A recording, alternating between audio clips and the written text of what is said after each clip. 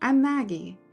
I'm a licensed clinical psychotherapist with degrees in psychology, theology, and marriage and family therapy, a national certification in dialectical behavioral therapy, and a national certification in integrative mental health. In this video, I'm not looking to diagnose anyone. I'm only willing to offer insight into situations like these.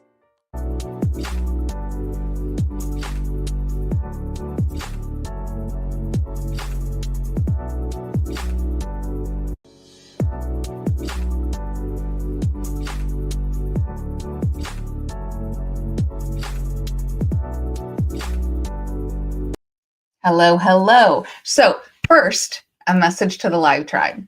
So this show is a little bit different. So this is the best live tribe on YouTube, bar none. So those watching from the clouds, please feel free to say hello. You will be welcomed as long as you're appropriate. So message to the live tribe. This show is an answer to these white folks, especially white women, saying that we should not teach about slavery in school, that it will only serve to make white children feel guilty or feel bad. So this is my answer to that. And it's essentially a primer on how to teach this to white kids. I have a lot of littles in my life, and I'm going to send them this video. So what I'm asking from you, Live Tribe, is I'm probably not going to respond to every message, although hi, Auntie, hi, Leon, hi, Armando, hi, Adrian. If you have good information, because my Live Tribe is amazing with research and information to add. Unfortunately, you may have to do like a cheap super sticker or something so that I see it, because I can add that information, but I want to kind of just go through this so when the littles watch it, it goes all the way through and there's not hitches where we're saying hello to people. So I'm just telling you that ahead of time. Now, message to parents. Watch this first before you share it with your kids in case there is other information that you want to add or things that you don't want to talk about. But hopefully this primer is a way to start having this discussion and a way to teach our children history, because hiding history from them will do no good.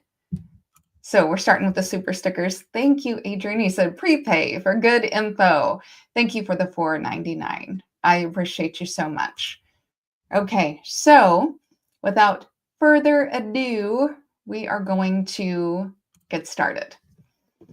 Okay, so history tells us that freedom was given to people, that one man's signature, one president's proclamation ended centuries of bondage, ended the whole thing. He's the hero of the story. But history was written by people who never felt the lash. They were never in slavery, right? They never feared the auction block. They never ran barefoot to get away to freedom. They never told you that in a letter to Horace Greeley, Abraham Lincoln said on August 22nd, 1862, quote, "My paramount object in this struggle is to save the Union. And it is not either to save or to destroy slavery. If I could save the Union without freeing any slave, I would do it. And if I could save it by freeing all the slaves, I would do it. And if I could save it by freeing some and leaving others alone, I would also do that." So we definitely cannot give all the credit to Abraham Lincoln. So we're going to talk about some other folks. So, sorry, I did not have this pulled up the way I needed to. Okay. All right. So the truth is actually simpler than that and a lot more powerful. Black people fought for their freedom. They won their freedom. They rebelled, escaped, organized, survived. They didn't wait to be rescued. That narrative has to end. They made their freedom real. From the beginning, there were those who refused to stand with the enslavers. Quakers who defied law to hide the hunted, writers and preachers who risked their reputations and their lives sometimes to speak truth. Immigrants, farmers, and freedmen together saw the fight for Black freedom as a fight for human freedom. So this is the story of the allies of abolition. People who stood up and said, your freedom is as important to me as mine. Okay. So no document, no politician, no single event gave freedom. Freedom was won by courage, by conviction, by community. And for every hand that held a whip, there were others who broke the law to help break the chains. White children should never feel guilt about learning this history. It is not about them, unless they've been taught to see themselves among the slave owners, among the oppressors.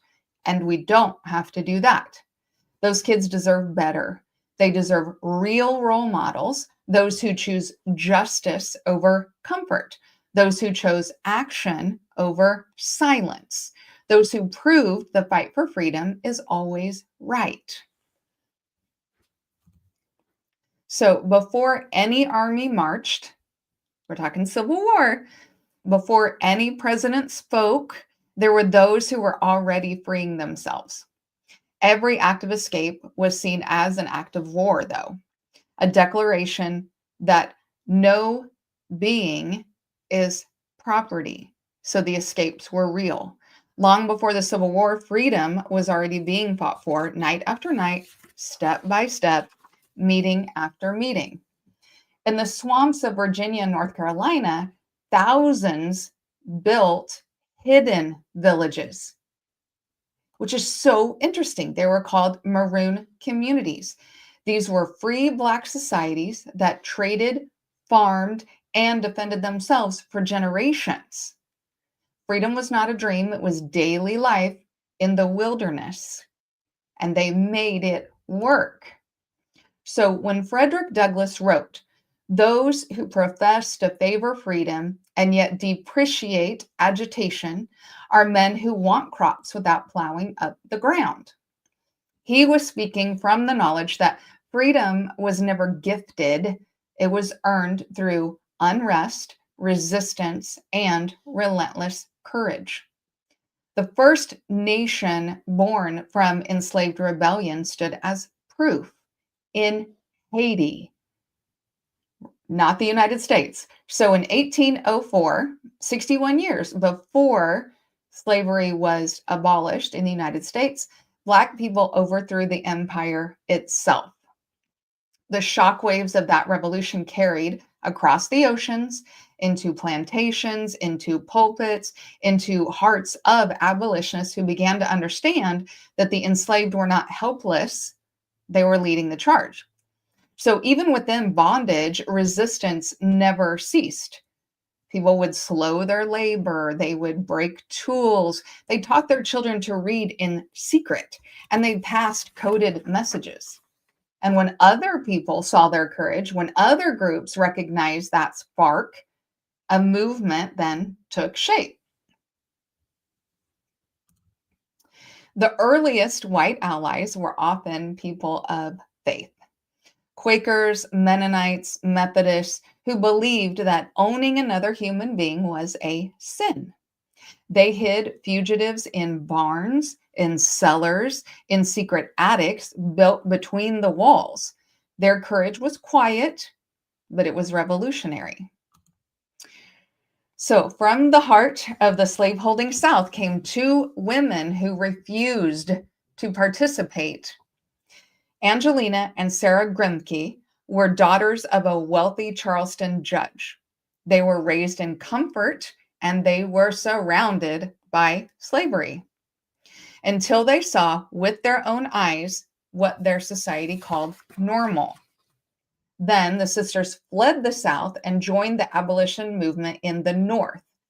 They spoke before mixed audiences, which was shocking at the time, denouncing slavery as a sin, not just of the enslavers, but of a society that allowed it to continue. They gave up their inheritance to the land and to the enslaved to join the movement. They were mocked, threatened, and silenced at times, but they did not yield. Their message was clear: we cannot remain silent while sin reigns. William Lord Garrison believed that words could be used as weapons. In 1831, he founded The Liberator, a newspaper that spoke with unflinching honesty. Slavery was sin and compromise was betrayal. Quote, "I am in earnest. I will not equivocate. I will not excuse.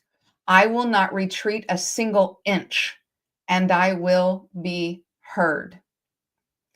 Garrison risked his reputation, his safety, and even his life, challenging not just slaveholders, but a nation willing to look away. He didn't lead the fight, he amplified it in his newspaper. He drew attention to the courage and the resistance of those already struggling for freedom. He showed that allyship is not about heroism or accolades, but it was about commitment to a cause. To stand with the oppressed, even when the world calls you radical, is to choose justice over comfort. Okay, Adrian says, shout out to Seneca Village, now Central Park, New York, established in the 1820s, right? This was a neighborhood, a village built by freedmen.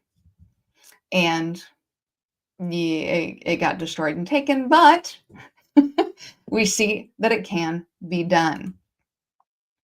Among the thinkers of the age stood Ralph Waldo Emerson. I'm sorry, I got to get back over here so I can see what I'm doing. Sorry about that. Okay. Ralph Waldo Emerson said, the South calls slavery an institution. I call it destitution, not of bones and flesh, but of hope, of conscience, and manhood.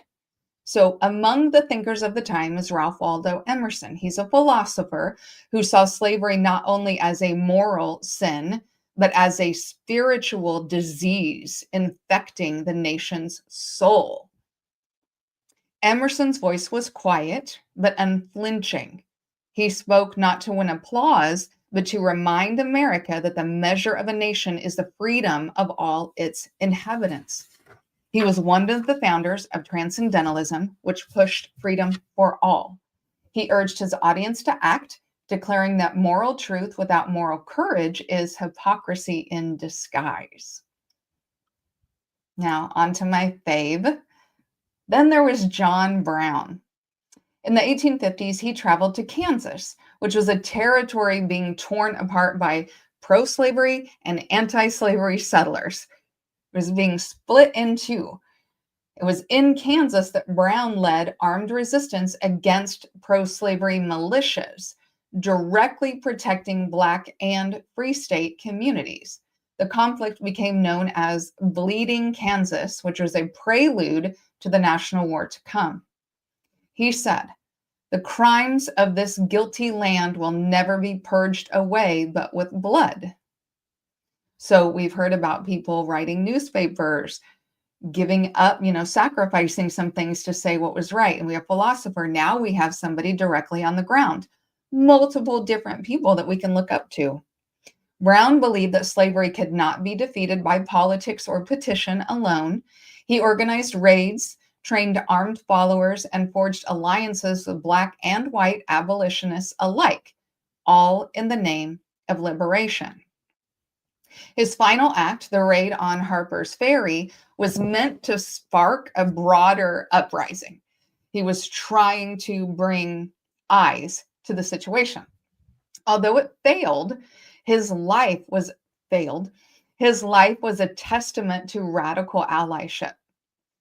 Something with moral clarity, courage, and the willingness to risk everything for what is right.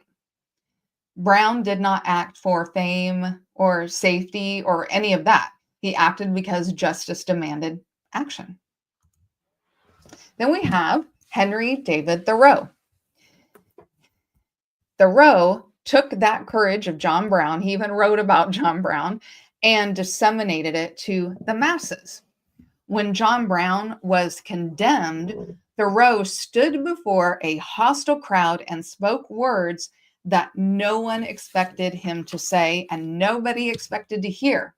He said, the only obligation which I have a right to assume is to do at any time what I think is right.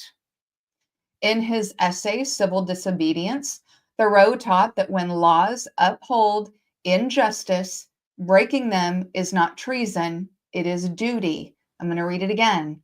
Thoreau taught that when laws uphold injustice, breaking them is not treason, it is duty. He refused to pay taxes to a government that upholds slavery.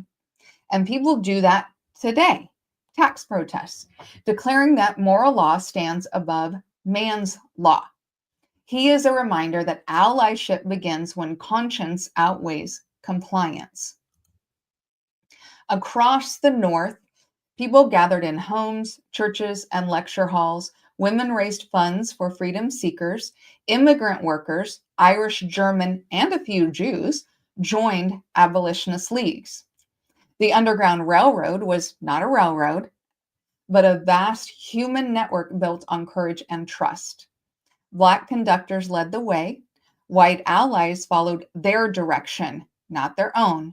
True partnership meant listening to Harriet Tubman, not leading.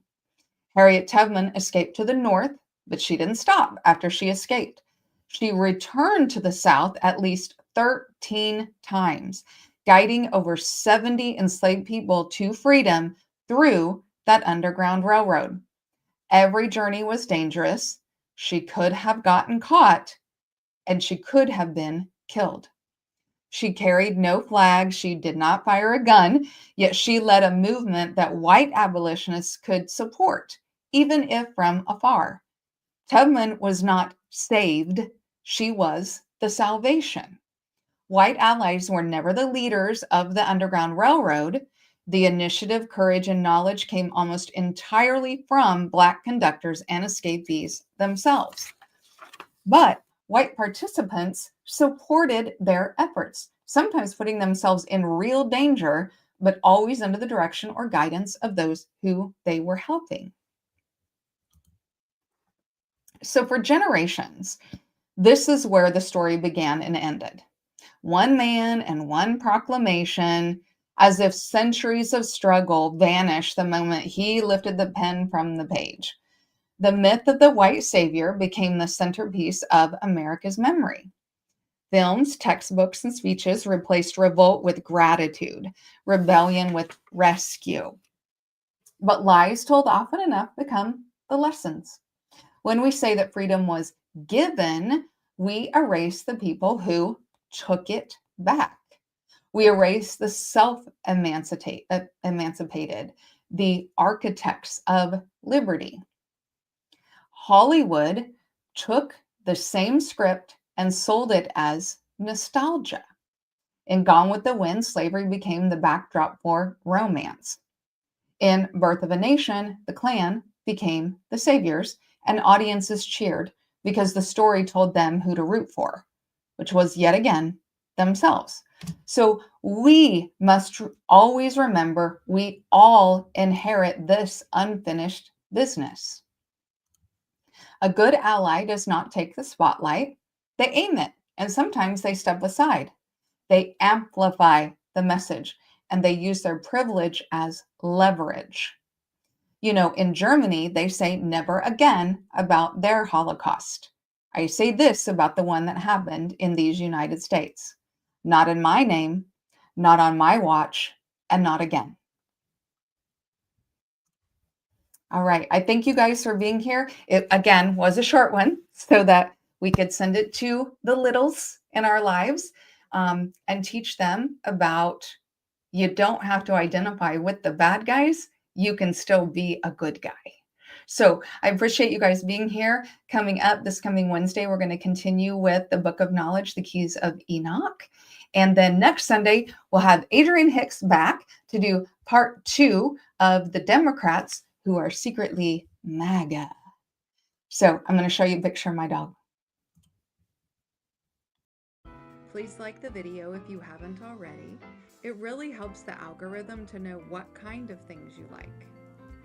Share where you think it's appropriate, especially to someone who you think needs to hear it. And last, don't forget to subscribe if you haven't already, especially if you want to break down complex concepts that make the esoteric not so teric, helping you on your journey to become your most authentic self. Let's uncover the universe together. And remember, think like you mean it, and know that Earth wants you here.